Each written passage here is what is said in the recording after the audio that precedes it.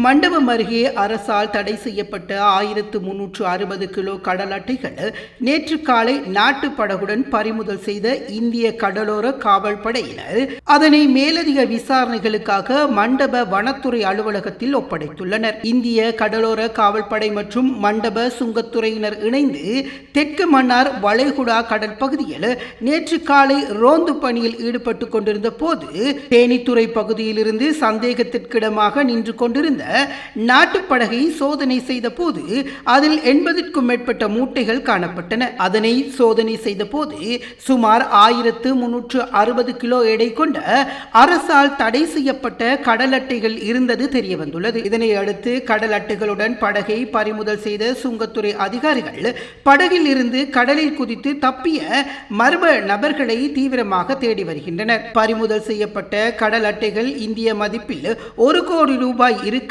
எனவும் இந்திய கடலோர காவல் படையினர் தெரிவித்துள்ளனர். சுங்கத்துறை மற்றும் இந்திய கடலோர காவல் படையினர் இணைந்து பறிமுதல் செய்த கடல் அட்டைகள் அடங்கிய சாக்கு மூட்டைகள் மற்றும் நாட்டுப்படகை மண்டப வனத்துறை அலுவலகத்தில் ஒப்படைத்துள்ளனர்.